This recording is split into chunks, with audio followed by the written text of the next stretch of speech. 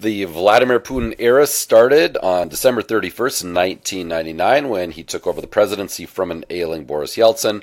And Putin, not terribly well known prior to this. He had been head of the FSB and prime minister for a handful of months. And it was during his time as prime minister that Putin did start to become more well known, because after the series of apartment bombings in Moscow blamed on Chechen rebels, his tough talk about saying he would drown them in an outhouse, and so on, that started to raise his status amongst Russians. So it was the Chechen talk that made it happen to begin.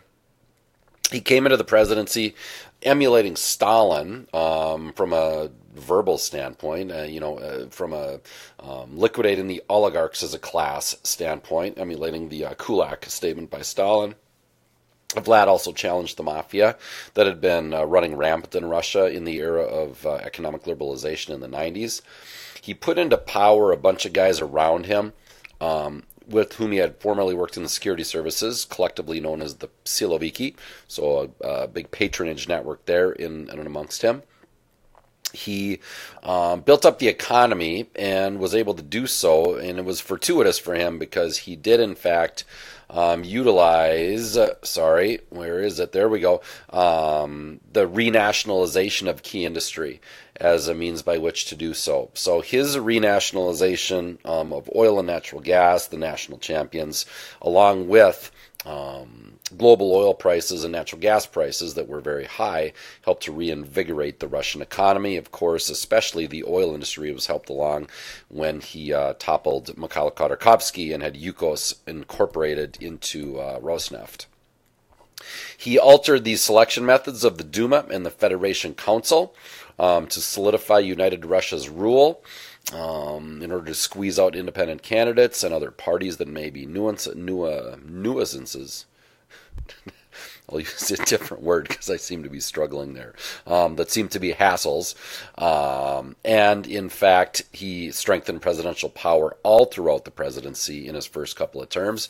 There was the use of power vertical, that hierarchical power structure in the Russian executive, power emanating top down. That's a major centralization.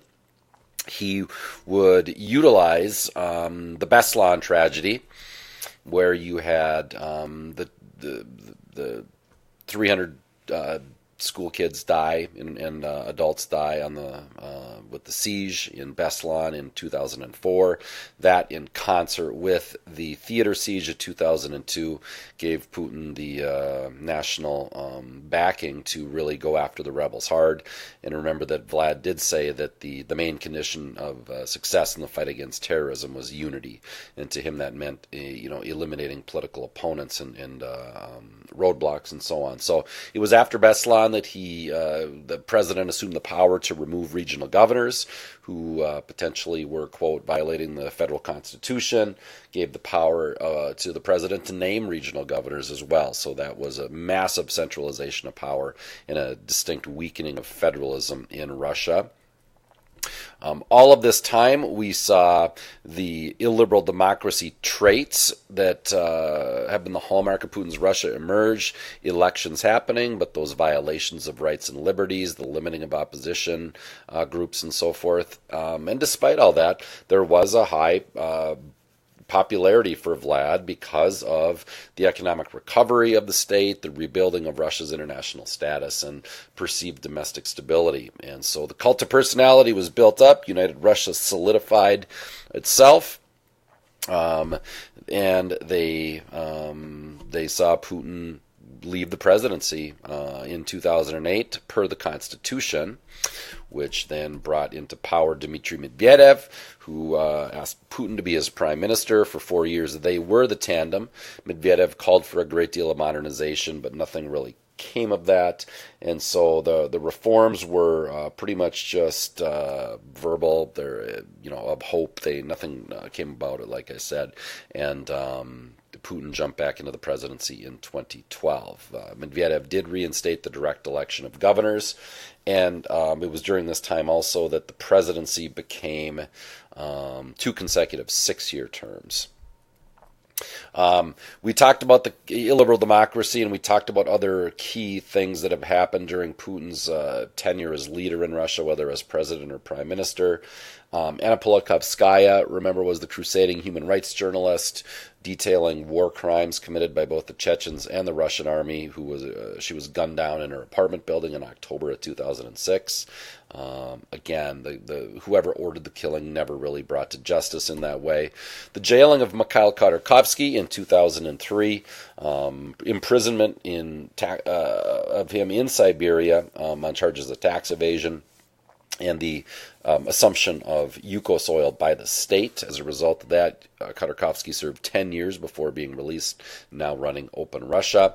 The case of Boris Nemtsov, opposition figure murdered on the bridge over the Moscow River in February of 2015. That also indicating the weakness of the rule of law, the illiberal democracy in Putin's Russia.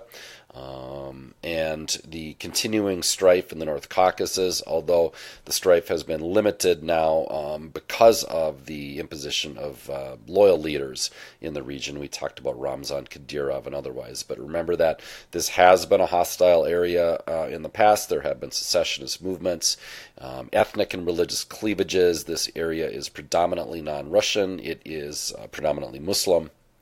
And so the Russians do keep a very close eye on things there. Pussy Riot gained widespread international notoriety when the girls were arrested and put on trial for hooliganism after their performance of the anti-Putin anthem in the Cathedral of Christ the Savior. They got a couple of years in prison in Siberia as well. More Stalinist overtones there. And we have the case of Alexei Navalny, the blogger who successfully labeled United Russia as the party of crooks and thieves, and ran for mayor of Moscow in 2013. Did relatively well, took second place with 27% of the vote.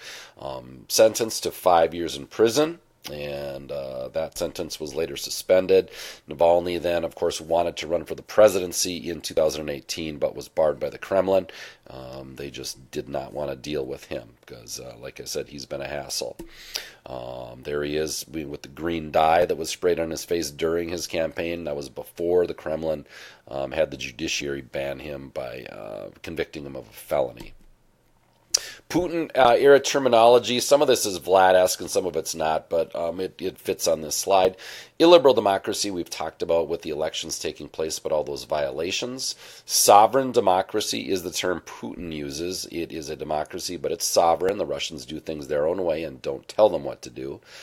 In the past, Russia has been labeled a hybrid regime, part democratic, part authoritarian. That has been shifted to just authoritarian now by The Economist and others. It's been talked about that Russia is a managed democracy, that it has democratic elements because of the elections and so on, but that it is managed by the Kremlin. And a party of power. United Russia is not the only one in the course by any stretch, but it's a good example of a party of power, a party that dominates those institutions like they do. The PRI in Mexico would have been another one.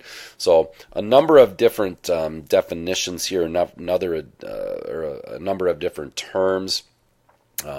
Don't worry about getting them mixed up because I'm sure you're going to nail it. And wow, what a coincidence. I can't believe that slide came next. Let's just give a shout out to Peter Pawlenski. And once again, throwing it down in red square. In December of 2011, we had the elections for the State Duma. This was when Putin's popularity was down around 60% or so, and he was in the prime ministership and thinking about running for the presidency again in a few months. United Russia did get the most seats, but remember this was the one where they cheated and still lost a bunch of seats.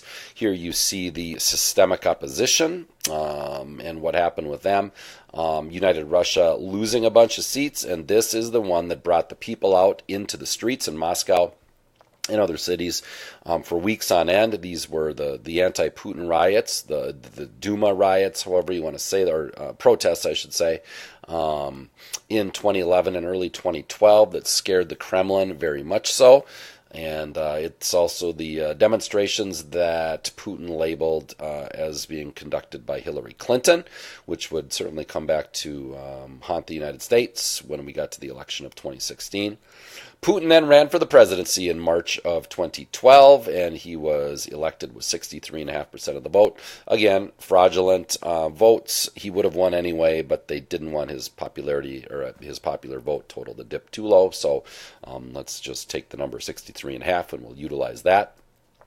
So Putin came back into the presidency. Medvedev shifted into the prime minister's chair, and we had round two for Vladimir Putin. At this time, he was weakened. There were all sorts of thoughts that he was on his last stand, and then everything changed in a matter of a couple of years, and he cemented himself as Russia's real czar. Because he was freaked out about the dip in his popularity, the Kremlin did go about with a major crackdown, and in 2012 they started arresting more people with charges if they were demonstrating, using charges with inciting public disorder. Right around the inauguration, they expanded the state powers to limit demonstrations. They cut off foreign funding for non-governmental organizations in July. Pussy Riot got the sentence in August. In September, they expanded laws on treason and espionage to make it easier for the state to charge people, and kicked out U.S. aid from Russia in October. So all part of the big crackdown of 2012, and it was because Putin was scared, and they needed to try to solidify their rule and not allow any sort of civil society resistance to continue. His legacy, which is born of all of these years in power, really involves a parliament that is very toothless. It's a parliament that is a rubber stamp. Federalism has been eroded both through how the Kremlin manages the gubernatorial contests and these federal super districts, amongst other things. The way the Federation Council operates as well as part of that. The courts are very politicized, you know that, with how Khodorkovsky has been handled, and Navalny, and Pussy Riot, and so on. Independent media was basically shot down early on in Putin's tenure. Within about a year of taking office, the three major TV networks were all Putin-friendly. They have clamped down on non-governmental organizations. When you deal with someone in Russia who has to label themselves a foreign agent, that has connotations Cold War sounding, so that is a dangerous label, to be sure. And with a lack of free media, a lack of independent courts, civil society being weakened, it's very difficult to combat corruption, and all of that goes in concert with a general lack of efficacy amongst the citizens. Illiberal democracy, from a Russian standpoint, all of what we talk about in this unit, we see examples. They have elections for the presidency and the legislature, yet opposition parties are stifled. We talked in class about how there may be a quote bomb threat at an opposition rally, so they have to shut it down, or that the electricity goes out, and so on. Electoral limitations and fraud, lots of cheating, carousel voting, absentee ballots. I talked in most classes, I think, although I've probably forgotten the bipartisans and federalists.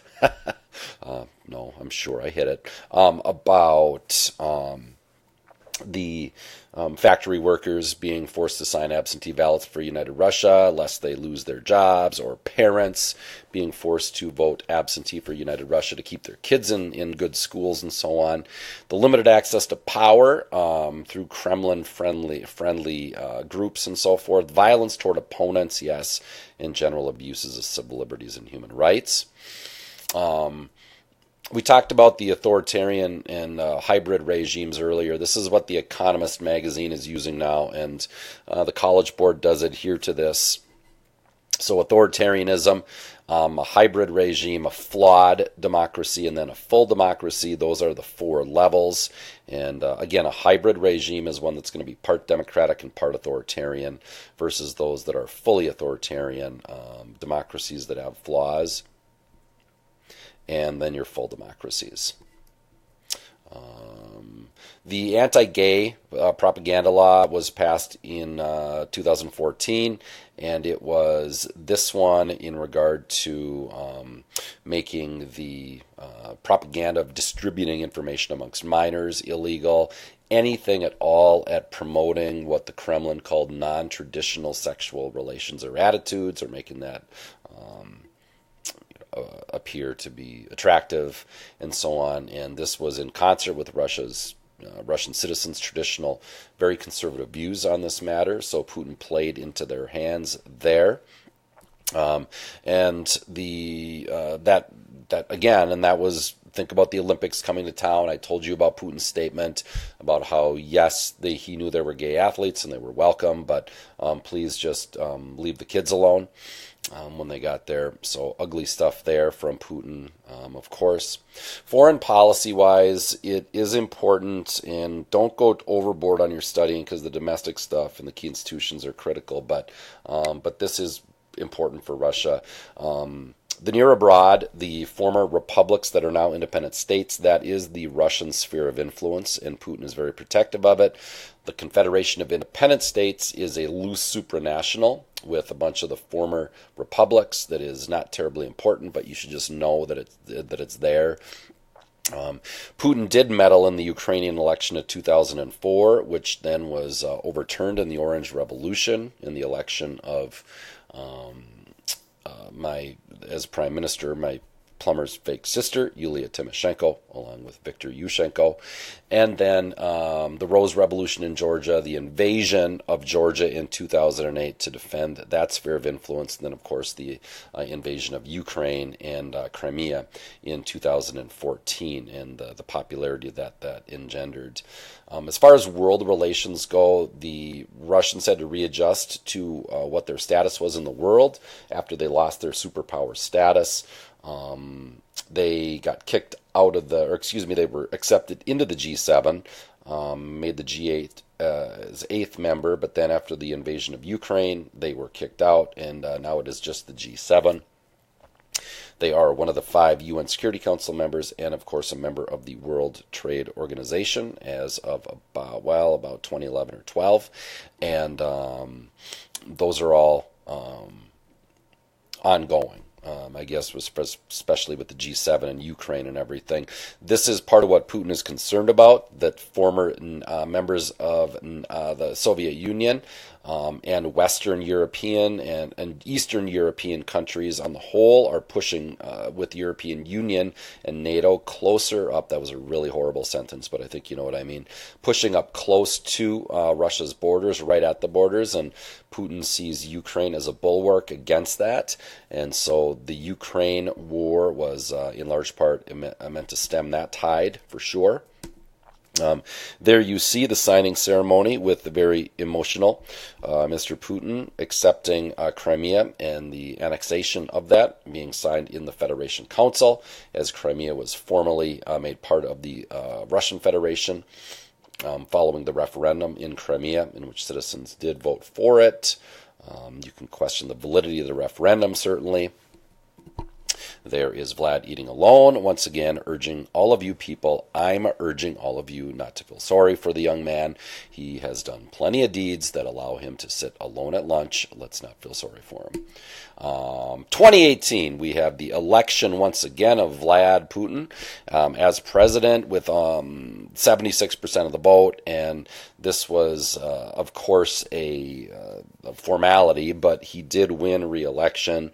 And I think the noteworthy thing was that this was never in doubt, and he was so solid in terms of his popularity by 2018 after it being pretty shaky from what we thought in 2012. So he did get reelected. Medvedev was named prime minister once again, and now the Russians are lumbering along with the war in Ukraine continuing. And the economy very much in doubt. And so Putin is kind of lurching from thing to thing to try to keep himself afloat as far as popularity goes. Again, foreign policy plays a role in all of this. We don't talk enough in class about the Shanghai Cooperation Organization. It's not a massive organization for us, but it's one the College Board probably would like you to know about. Security access between Russia, China, some of the Central Asian stans, so just know that that's a supranational. And certainly Putin, along with Xi's China, have a major dislike of those Western universal values and the quote-unquote Western universal values. And the tendency in Russia and China for the belief to be that stability and economic growth are more important than those so-called important notions of freedom and economic freedom, democratic freedoms, and so on. So the Russian nationalism is charging along. The success of Putin in furthering his agenda, in large part built to nationalism, be that from the Sochi Games, success in being a major player in Syria. He continues to support Bashar al-Assad, and that has given him a boost as well. And of course, the invasion of Crimea sent him over the top with well over 90% of Russians approving the Russian invasion of Crimea in 2014 in concert right during the Olympic Games, essentially. So that about is what we have. Now we'll end this, and I will remind you, give me back my pen.